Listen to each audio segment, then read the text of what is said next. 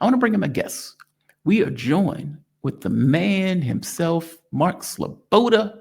Mark Sleboda is an international relations security analyst. Mark, my man, how you doing? You doing okay today? I'm alive, Jamaro. How are you? Thanks for having me. It's always an honor and a pleasure to be on the show. I am alive also, fortunately. At least I think who the hell knows what comes Was after. that fortunately or unfortunately? I said fortunately because Fortunately. Okay. I think fortunately, but I don't know that's a flat fact. But Mark, we are in the midst of a third phone call between, I think it's the third one, between Trump and Putin. Oh Um, my God. I'm so hello. sick of talking about So we've had Istanbul agreements or the Istanbul summit.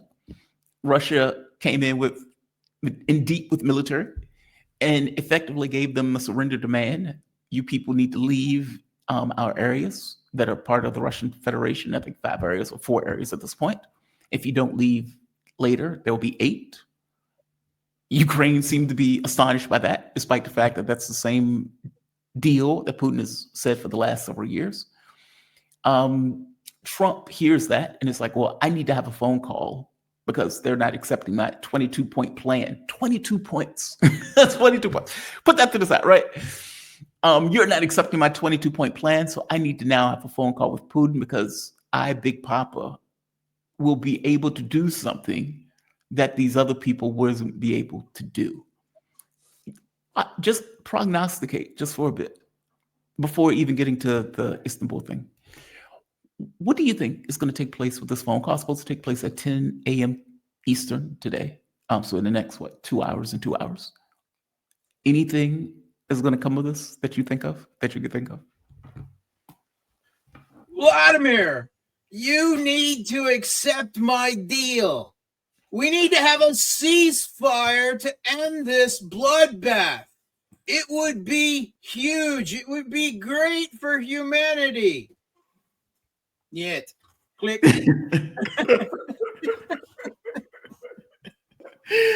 Financial Times says that Putin wouldn't even accept Wickoff coming back.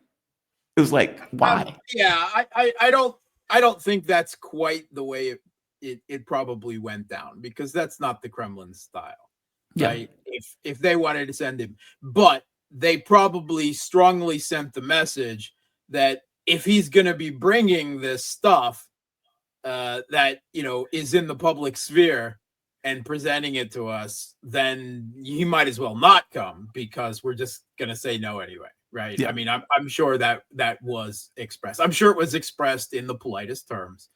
The Russian government has been more than patient and accommodating and far more respectful than it deserves to the Trump administration, with its diplomatic fumblings and Trump's megaphone screaming in capital letters, social media diplomacies, such as it is. Yeah. Because they would like Trump to come to a place where he gets frustrated enough and just walks away. That would be fine, right? They do not expect the U.S. to meet Russia's terms, right? I'm sure they understand that no U.S. president can politically survive accepting Russia's terms, surrendering Ukraine to Putin, Putin's puppet. I mean, all of that would be resuscitated again. Yeah. But they're leaving him the space to walk away gracefully. They're enduring this. We're just interested third-party mediators, right? Who are trying to bring these two warring sides together, rather than Trump just re-inherited the government, of the country that has been the proxy master for this entire conflict, going back many years. And Trump always tries to claim, "Oh, I didn't start this war. This isn't our war." At the same time, he's always proud to throw out that he was the first one to send javelins. Yep. While Obama was sending sheets or towels or blankets or something like that. He likes to dismiss it. I actually think that's true. But anyway, that he sent the javelins and they destroyed Russian tanks on the way to Kiev, and it saved Kiev, right? He tries to have it both ways. And if we're to listen to the CIA, right, what they purposefully obviously leaked to the New York Times, in the New York Times coverage of how the CIA effectively took control of the Kiev regime. Yep. Right. I'm helped bring them to power, completely rebuilt their military intelligence and intelligence from the ground up, established, was it a dozen CIA bases on the border, the Ukrainian-Russian border, from which they directed the Kiev regime's intelligence agents to do covert operations and warfare on the other side of, on the Russian side. I mean, that right there is an act of war. I mean, that would precipitate an act of war anyway. And if that was done, that had to be done during the Trump administration, right? Because he came in 2016, right? That had to have been done between the time period of 2015 and 2020, right? That's Trump's administration, right? So whether he was aware of that, or cognizantly aware of that, or just do whatever you want, it doesn't make any difference. I mean, he was technically the commander in chief. He has been responsible for everything that led all this arming and training of the Kiev regime that occurred in that time period. That was him, right? I mean, this all led up to that. He certainly bears responsibility from his first administration, and he fully owns it again now. Mm-hmm. So Russia, has been accepting of this pose he's playing, right? In the faint hopes, and I must say extremely faint hopes, that it might lead to him, walking away from this mess at some point, that they know that he has contempt for Zelensky and for the European leaders, and he doesn't really care about Ukraine, but they also understand the onerous duties and impetus of the entire institutional and geopolitical apparatus behind the U.S. against Russia, right? I mean, they really don't expect him to succeed against that in any meaningful way. So, as they're talking, and they're willing to talk, they're going about their business of preparing for what everyone now says, from the Kiev regime to the Western media. They're talking about looming giant Russian offensives coming, with entire new armies of some 240,000 new troops being deployed onto the battlefield in the coming weeks and months. And that's perhaps why the desperation is getting to the coke snorting on a train level that it is right now among the NATO NATO countries' political elite.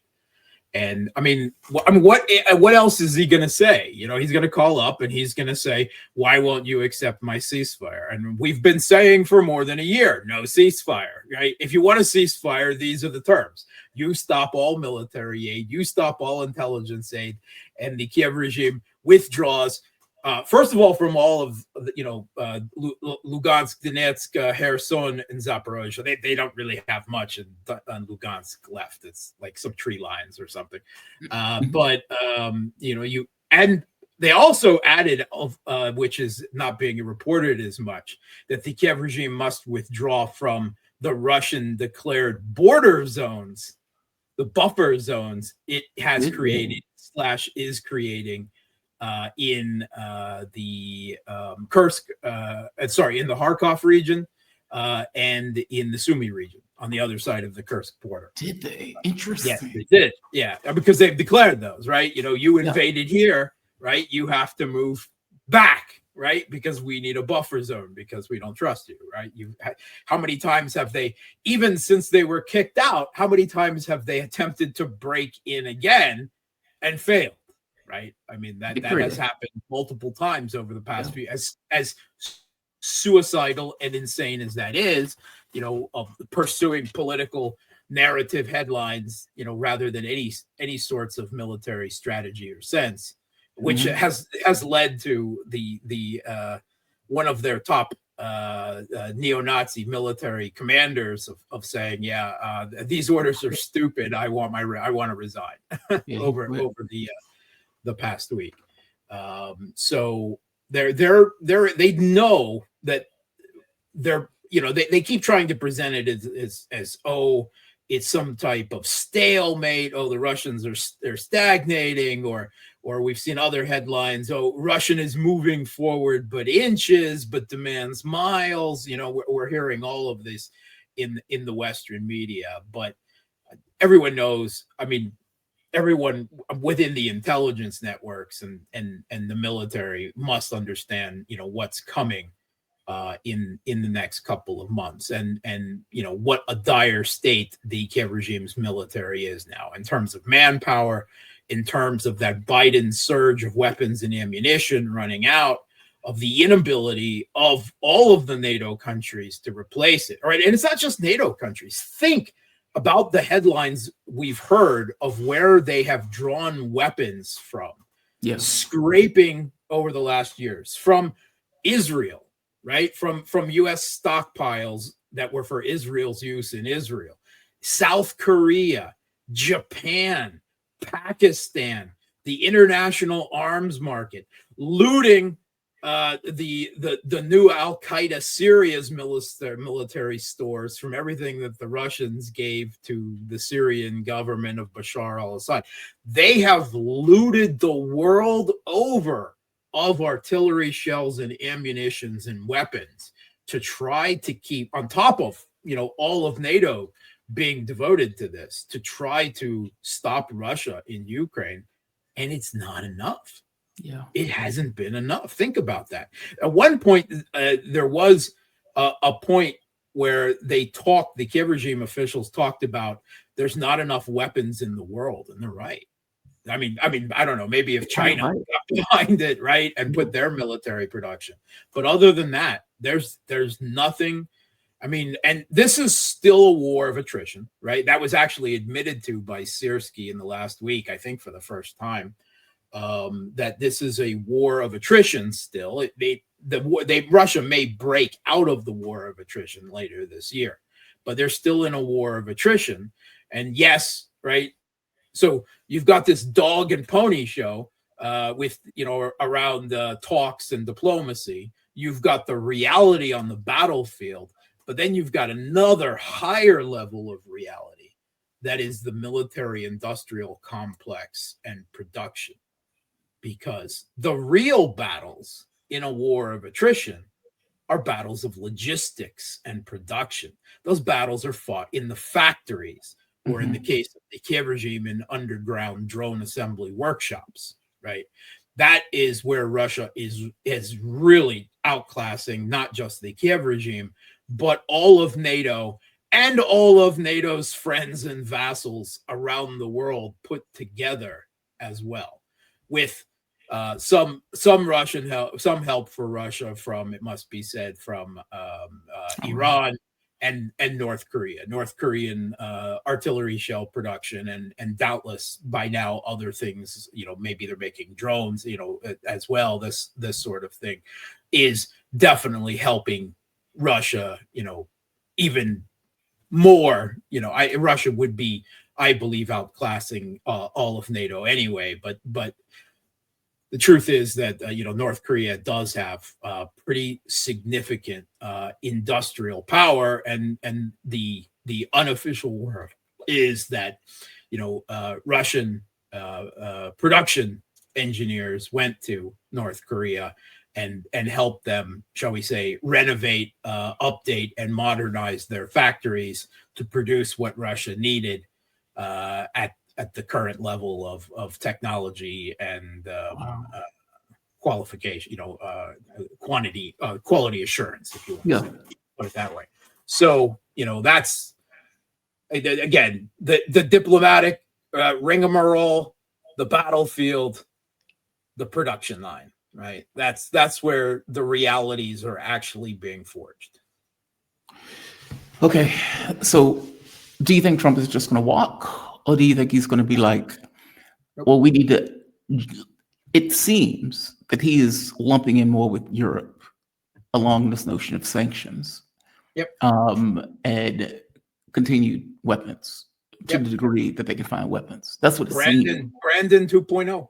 Yeah, that's what it comes across. He's just got so little other options. I mean, it was just always going to end up in this place. We talked about this right after Trump was elected, and I've said it many times. There will come a moment where Putin says "niet," and it all will come down to what Trump says. And there's been this rigmarole, and Putin has said no politely, and the Americans have accepted that and pressed forward with their stupid, Kellogg plan that somehow transfers the Russian-controlled Zaporozhye nuclear power plant to the U.S. and we reward you with 1/4 of what you've already taken, and we'll recognize that. All of this nonsense. NATO troops on the ground in Ukraine, NATO planes in the sky, and all of this nonsense that is obviously going to be completely unacceptable. And if Russia was losing, it would be a different story. Russia's not losing, right?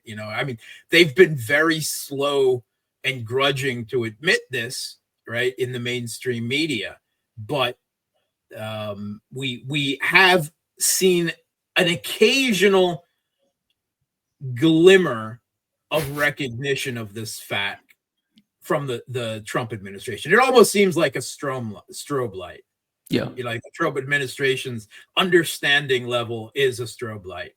We see it, we don't see it. We see it, we don't see it.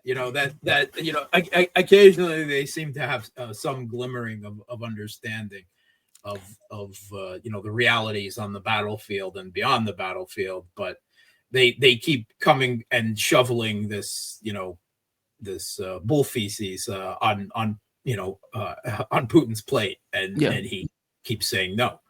So no, but I was just going to ask, do you think so there's going to be a phone call, and what after the phone call? Is the U.S. going to insist on a face-to-face summit meeting between Putin and Trump so that Putin can tell him no to his face? I mean, is that what it is? Because I just don't see anything else in the cards. I do not see that Trump will ever be able to say to Putin, I accept your demands, or I accept even 90% or 80% of your demands, because there's nowhere near close between them. And then he can't obviously make the Kiev regime and the EU do what they don't want to do.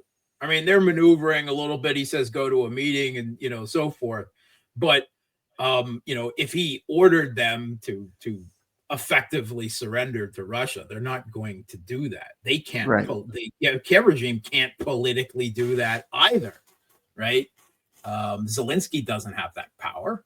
I mean, it's the regime, it's the Banderites, it's you want to call it the nationalist battalions that now are suffused throughout the military and the security service. I mean, do you think Budanov is going to take that? I mean, Trump can walk. If walking is effectively forcing a surrender, it may take a few months. Hell, it may take a year, depending on how long Ukraine can, whittle it out. I just don't think he can do it. So your thing is that you expect, like, the Ukrainian military will literally have to collapse on the battlefield before any real political could change. I don't actually. I see collapse is usually blown out of all proportion, right? They're going to crumble and they're going to deteriorate, but I imagine that they'll fight, to Kiev and beyond, to Lvov, to the Polish border. I don't see some type of Zelensky finally accepting the defeat of his military forces and signing papers. I don't think this conflict ends that way. Wow.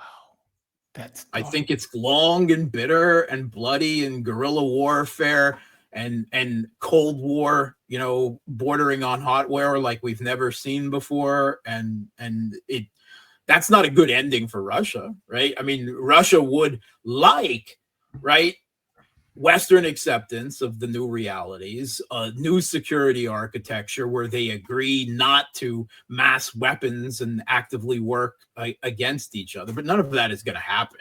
I mean, that is not in the cards. They even in Trump's administration, other than possibly Trump and Witkoff, if you want to believe in that or not, no one else believes in that, right? Yeah. No one in Europe believes in Europe. I mean, Russophobia has almost become, it's a word. Russian hatred in Europe, Russian hatred has reached like levels of anti-Semitism in the medieval era, right? I mean, that is what is going on in Europe. There's not going to be any peace with Europe. There's not going to be any type of security arrangement, not till there's some generational change, if that's possible, of the European political elite. So, I mean, where does that leave us? It did change in America, though. And what I mean by that is, no, it didn't. Trump came. Well, let me make my case. Let me make my case. I'm not saying that Donald Trump. Well, and I guess that leads to a question: do you think that Trump really came in with this? Because, as I was telling the audience, if I make a deal with you and I said, "Hey, I want to buy your car," and you said, "Okay, great, I want to sell my car," and I say, "I want to buy it for $1, and if you don't, I'm gonna break your knees." Okay, then that's not really a negotiation. That's something else. Meaning, I have already aspirations of breaking your knees. It's not about the car. It's about breaking your knees. Is that where Trump is? Like, where none of these negotiations were real? I mean, from the Russian perspective, yeah. And I mean, in this case, it would also be the U.S. is the person that broke the last car. I mean, So, yeah, I just Trump. The Russians are both contemptuous and laughing at what passes for diplomacy from the Trump administration. It's absurd. It is. It's this. You're right. It's this mafia style stuff. Yes, we're losing, but give me everything I'm demanding, or we'll break your knees and burn down your cousin's house. I mean, that's what it is. And Russia's like, yeah, I never really liked that cousin anyway, and you can certainly try for my knees, but that's okay. They aren't budget. There's so many people, not only in the Western media and governments, but even a number of people within the alt media who are like, Russia's going to cut a ceasefire. Russia's going to cut a deal. I don't know why you think that.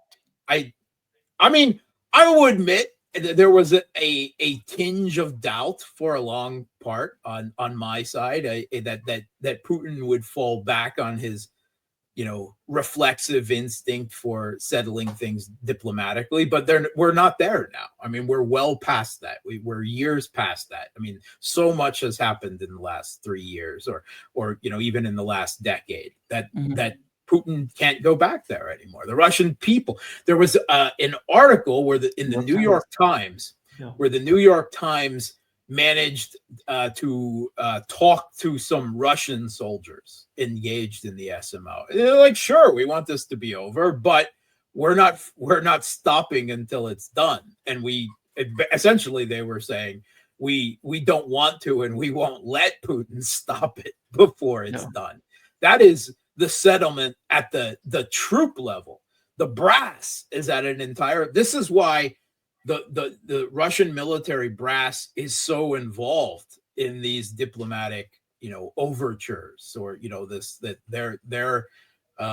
because if there was actually going to be agreements, well, then they would be dictating, they would be informing what the realities on the ground are, and how that would be settled. But ultimately, I think that the Russian, the Stavka, the Russian brass is, we're not stopping just because the proxy master is upset that their toy is about to be broken.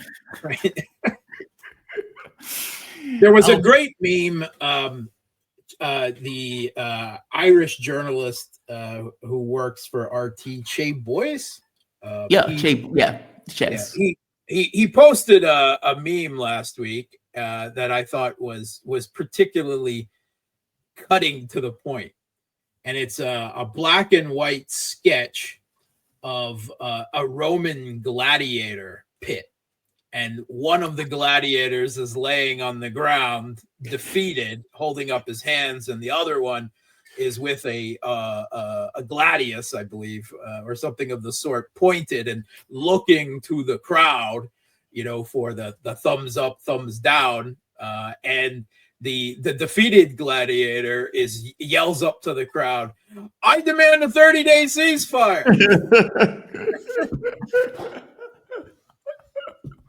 That's the Russian military. That's the Russian brass's perspective. That's their point of view. Yeah.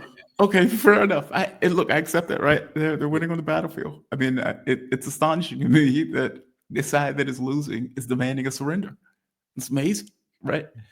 What took place at the Istanbul summit? Anything? I know there was supposed to be the 1,000 people exchange, but from my understanding, Russia effectively told Ukraine, "Here's our surrender demand, and if you don't do it now, it's not going to be 4; it's going to be 8."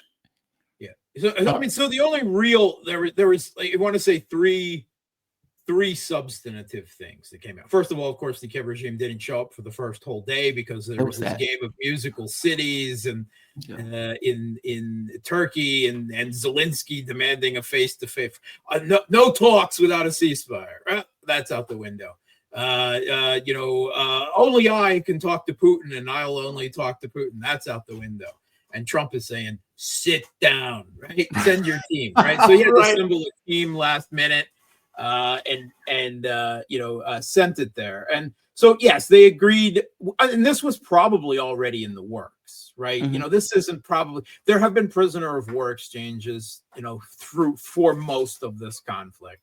Yeah. So it is unlikely. This was, a low-hanging fruit that was probably already in the works and tossed so that they could say that something came out of this, right? So the Kiev regime is always demanding a all-for-all prisoner exchange, which is laughable because Russia has 5 to 10 times more Kiev regime POWs than the other way around. So 1,000 for 1,000, from my understanding, that is the majority. 1,000 is the majority of the Russian troops held by the Kiev regime that they have. Well, they don't want to look bad. It looks bad if you give back 50,000 to 1,000. That just looks bad. Yeah, I don't know about 50,000, but more I'm like whatever the number is, 8 to 10, something like that, right? That's more like it. So that was agreed on. The other is they're going to meet again, right? That they haven't said a time. Supposedly will happen again in Istanbul. They agreed that each side is going to have a written list of the respective sides' demands for a ceasefire. Okay, right. We know that's not going to be met. That's still beating the same dead horse. Other than that, it was, yes, Russia, presenting those demands for a ceasefire, or a bigger picture, an end to the conflict. So I mean, there was this thing where supposedly the Kiev regime side came out of the meeting, and the initial reports are that they demanded that they withdraw from these 4 regions, and the Kiev regime said no. And then the Russian side stood up and said, "Fine, next time it'll be 5 regions. Next time we talk, it'll be 5 regions." We're at this point. And Margarita Semenian says that her journalist talking to the Russian team in Istanbul had said, "We didn't say that. That's not the way it happened. We didn't say 5, we said 8." Yep. Right? So, I mean, whether that's true or not, it's not either. Alexei Arestovich, right? Zelensky's former Gobelesque, mouthpiece, now in exile sanctioned by Zelensky in New York or somewhere in the U.S. My understanding, he said the same thing, right? Mhm. You know, he's constantly doing these podcasts and interviews and a lot like this, I guess. And you know, I've he's invited him to an interview. yeah. Well, Yeah. I mean, if you do that, hats off. He's an interesting guy. I mean, you watch those videos where he predicted the Russian intervention years before it happened, and exactly Yeah. how it would happen, right? You know, when it would happen, you know, how many, Russian group armies would be involved and where they would come across the border and everything. He knew all of this. I mean, they were well aware of the path they were heading down. And at the time, they thought he said it was worth it to join NATO. And since then, he has said, I was wrong. Yeah. NATO is not as strong as they appeared, and it's not worth it, right? So, you know, he outright said, well, sooner it'll be 6 or 8. So, I mean, that's where they are. The other interesting report out of the meeting is, again, a discussion of, the Russian demands and the Russian side said, we'll fight as long as it takes. This is according to Oliver Carroll, an anti-Russian writer for The Economist, that British, fiercely anti-Russian rag of record. Mhm. And he said that, again, according to the Ukrainian side, that the Russians said, we'll fight as long as is necessary to complete the goals that the president has set out for the SMO, which are getting bigger, by the way. And he said, we'll fight for 1 year. We'll fight for 3 years. We'll fight for 5 years. We'll fight for 10 years. We fought Sweden for 21 years. How long can you fight? Wow. We will fight forever. That's what they said, right? Wow. According to I've got no reason to disbelieve that. So that's the Russian mentality right now. I mean, I see it here, right? I mean, I hear it on the political talk shows. I hear the people. I know people who are 40-year-old guys, white collar professionals who are signing up for the SMO. Really? Because they feel, there's a groundswell of patriotism and I believe a sense of victory in Russian society right now. They feel, a lot of people, what have I done with my life? What, will I, tell my kids and my grandkids, and this, they believe, is the mission of their generation. Wow. That they have that feeling. We are finishing the business that our grandfathers fought for in the Great Patriotic War. That's what I was going to say. Is this because of the history of the Great Patriotic War? Like, it's so. There's a direct. I mean, how can there not be a direct connection when the Kiev regime is continually naming streets and erecting statues and the military badges and of the Banderites, of Stepan Bandera, the Nazi era World War II collaborators, right? The genocidal that committed the massacres of anyone, Poles, Jews, Russians, leftists, gypsies, anyone and everyone who didn't share their vision of a Banderite fascist Ukraine, which ultimately was Ukrainians. Primarily, they killed other Ukrainians, right? Whatever ethnicity they were, right? They were citizens of Ukraine, of the Ukrainian SSR, right? At the time. And that is, Russians see it as finishing the beast that should have been put down then. The cancer, the serpent of Banderism, right? This fascist, ultra-nationalist West Ukrainian Galician ideology.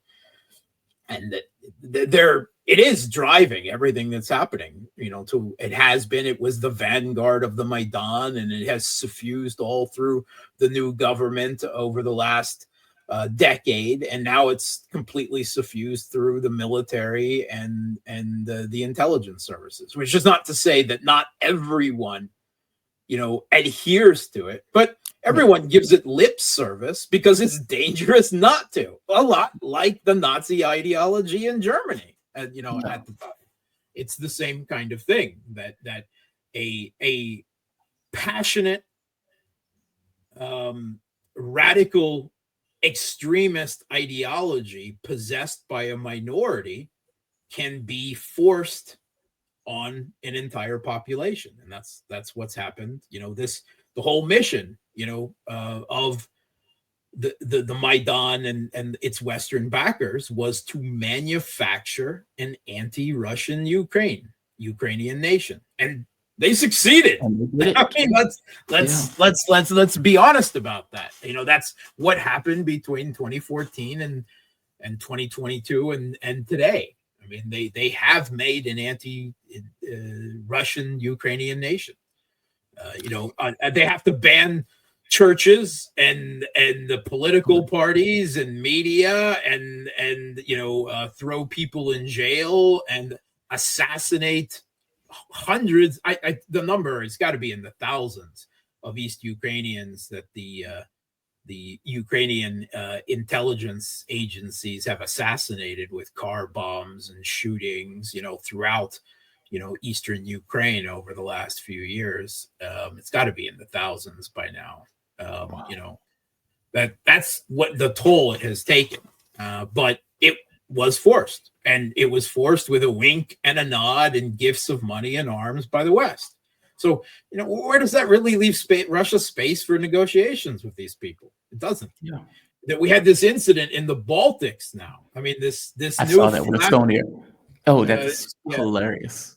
So they're so frustrated that their sanctions aren't working, right? That now they're going after Russia's shadow fleet of tankers, right? Let's be clear. A shadow ship, no, it's not something from Babylon 5, right? It's not some sci-fi thing.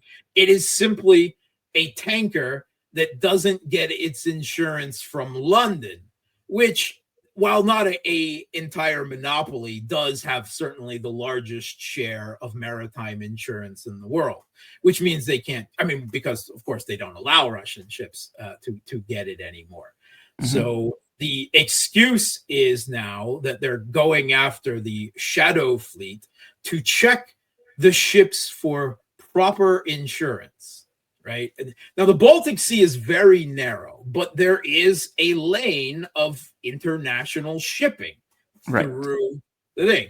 But here's the thing, is it is so narrow that the exclusive economic zones of Estonia and Finland and other countries, European countries there, extend, over that.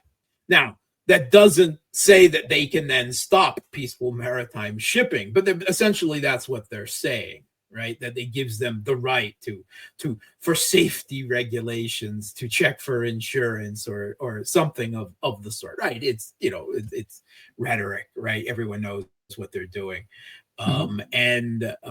So they tried, they find they're working themselves up to it, like a pack of hyenas, trying to goad each other into attacking a line. And I don't mean disrespect for hyenas, because they're actually amazing, very social complicated creatures, but it's the understanding of the analogy. And so Estonia finally worked themselves up to this, right, with other help. Yes, so the entire, from my understanding, is the entire Estonian flotilla, which is the entire Estonian Navy, is 6 patrol ships, right?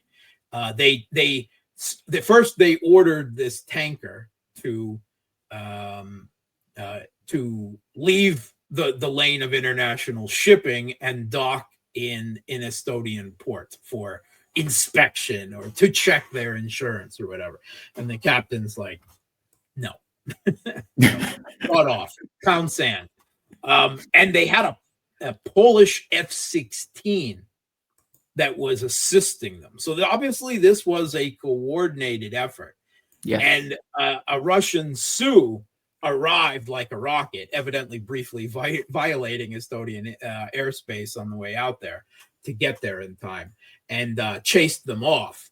But then another Portuguese F-16 arrived on the scene. So nothing happened, but there was on both sides starting to be a buildup of aircraft, right, however long, right? And there's going to be more provocations like this.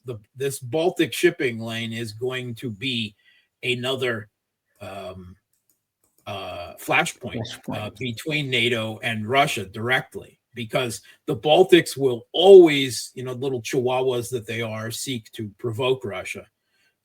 And especially now that Finland and Sweden have been brought into NATO, the policy people, right? The think tanks, the academics, they continually speak now of the Baltic as a NATO sea, and how they need to choke off Russia through this. And they can do that, sure, if they want a war, because that's an act of war. Right? Stopping peaceful maritime shipping in international waters is an act of war. And if you want to go down that road, well, then, Russia is ready for that. They don't want to go. That didn't end well for them. They got freaked out and they backed off of the hot stove. Oh my God, that stove was hot. Yeah, but again, it's this desperation. This is panic that's making them do stuff like this. And it's not the last we'll see of these. Of this and of this sort of thing. We're going to see a lot more of it. Yeah, that's unfortunate, because at some point this is going to start a war. Yeah. You only need one mistake. It's certainly, it is not a small possibility. Yeah.